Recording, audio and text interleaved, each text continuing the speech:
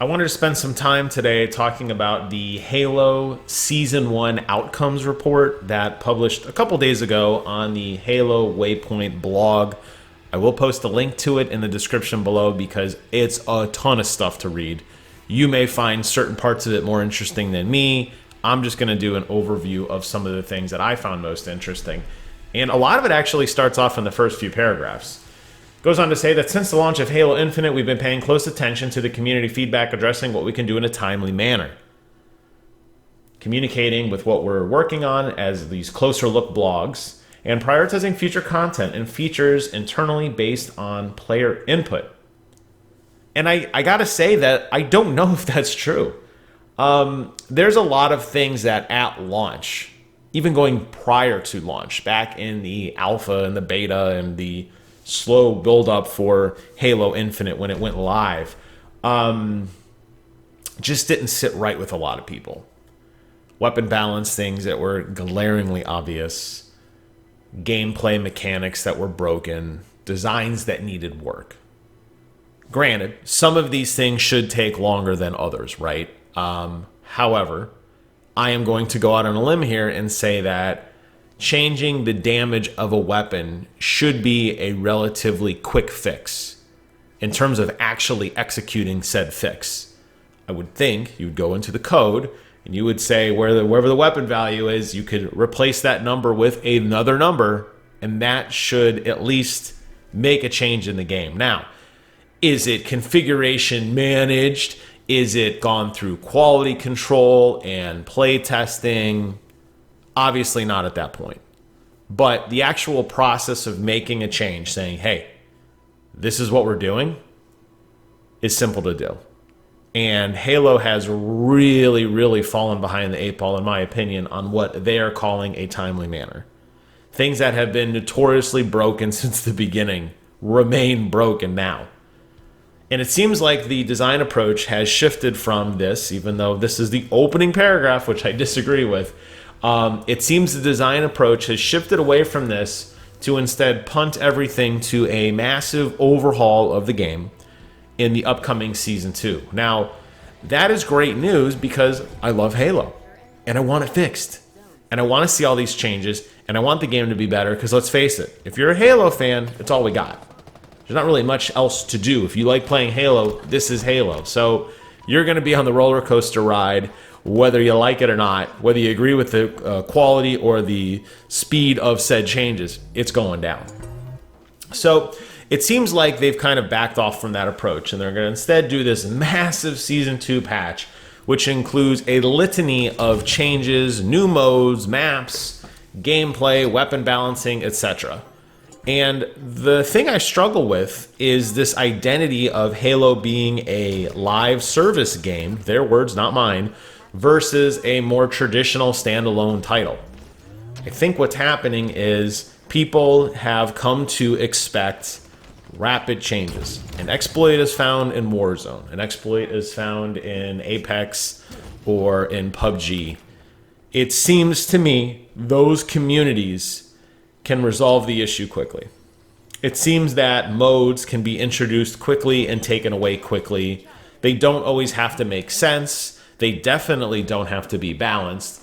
They're just fun things that they're throwing on the wall. Perfect example, PUBG, I just mentioned it. They've added this mode where you have to kill a giant chicken in the map. Makes no sense. It's bonkers crazy, but it's fun. Does it make sense in terms of like the weapon balancing and the design of the game? No, and really nobody cares. When Fortnite added Thanos in the Infinity Gauntlet, was it overpowered as hell? Yes. But did people care? No, because you had fun. It was a fun mode. It didn't take away from the kind of core gameplay that has already been established. It was just something fun and unique. I think that's where Halo really struggles, is they need to come to terms with what they want to do. They talk a lot about, what's coming in our growth and what's coming in our future. And I think they're still kind of building off of this traditional standard deployment model as opposed to a more agile-based live service model where things just pop in, pop out. Oh, we're going to tweak this. Oh, it didn't work. We're going to tweak it again tomorrow. We're just going to fiddle with it in real time until we get it right. So I think that's where I struggle. So instead of fixing things that people are agitated with now, they're punting it until the big launch on May 3rd. And by the way, I highly doubt every single issue that people have identified will be fixed on May 3rd. And by the way, I highly doubt the issues that they did make an attempt on are the kind of final fix. There's a really good chance we're going to be getting additional updates past this. This isn't the be-all, end-all update, and I just really struggle with that. One of the things that really stuck out to me was weapon balancing, specifically with the carbine, just how crappy it is, how crappy the Ravager is, and some other weapons too, right? I mean, they're broken. That no one uses them, and I don't mean like when I'm playing Halo and I see somebody using a pulse carbine, I think, oh, this poor bastard has a quest to kill 5 Spartans with a carbine. Nobody, and I mean nobody, is using this weapon because they want to. It's because they have to. That says a lot. So yes, we are going to get some fixes finally. I am happy. I'm glad. Buff these weapons. Give us a better sandbox. While you're at it, add some new weapons. They've clearly said they're going to be adding some new game modes. We're finally getting a return of Jeff Seitzer again, which has been promised forever. So we're going to give Spartan, I don't even know her name is, Argyle? I don't even know her name. The random woman who is in the commercials, who has no bearing at all in the story and no bearing at all in multiplayer. They're deleting her or putting her in ice for now. And we're getting Jeff Seitzer back, which is the voice of Halo, which is the right thing. Again, to me, a simple fix. It's a wave file or an MP3 pointer. When this happens, play this file. How easy is it to swap that out? I was doing that back in Wolfenstein 3D days when I was changing out the gun sound effects for the fart sound effect because I thought it was funny. This is not rocket science, guys. This is something that is very easy for these people to do. Yet they are really dragging their feet. Question is why? Why? Why are they doing this? They know it's a live service. They are seeing their competition. They are seeing their numbers dwindle. You know, Halo's infinite numbers, and I've talked about this on the channel before, are continuing to drop. They are still dropping. People are leaving, and they're not coming back. Why?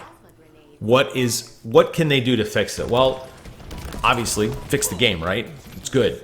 Get more content out there. It's great. But they are stuck in this old system of doing things in a very archaic, ancient way of, you know, testing things beyond belief, not making rapid changes, not listening to fan feedback. Obviously, there's a significant amount of design choices, too, that went into some very, very baffling decisions in this game that, again, people hated right away.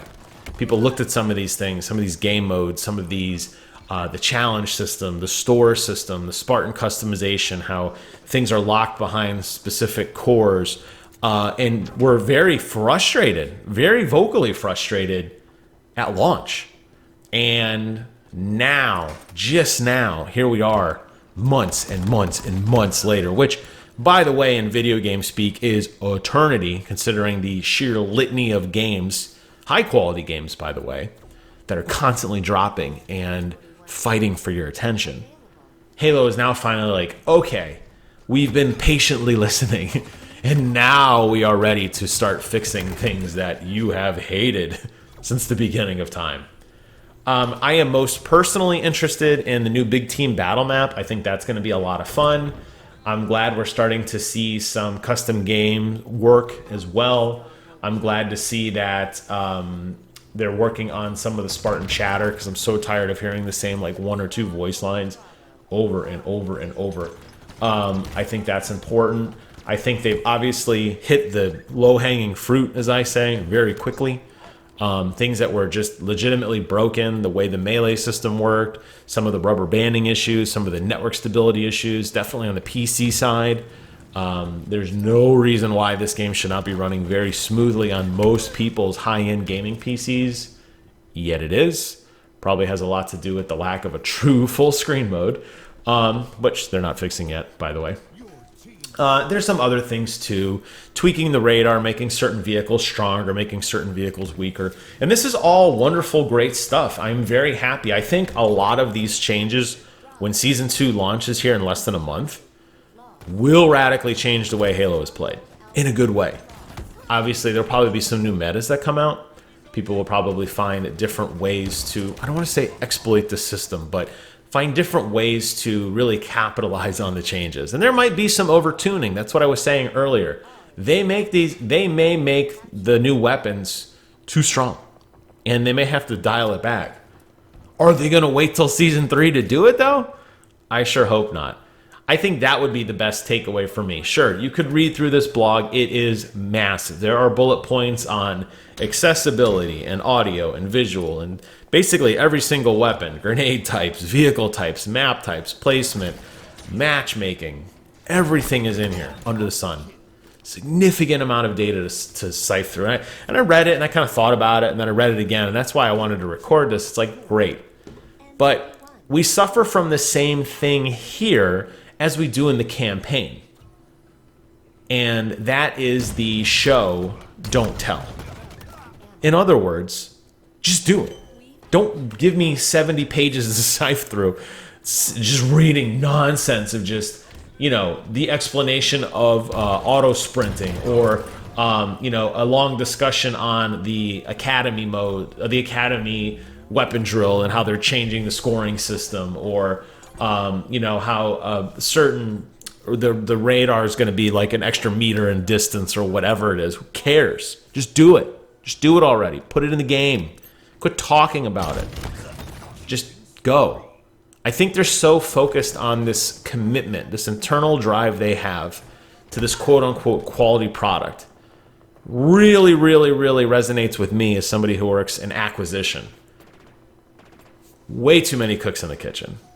Way too many people that have to be signed off and, you know, read in and agree with these changes. Instead of just saying, hey, I could press this button right now and make the Ravager a 6 times more powerful weapon.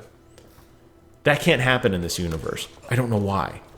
It seems like it's got to go through this massive litany of people, this massive chop chain, to go through all the paces. And finally, after months and months and months of people complaining, they're like, okay, we are now going to do what we had originally planned to do, what the community has asked to do. After extensive research and quality testing and control, we are now ready.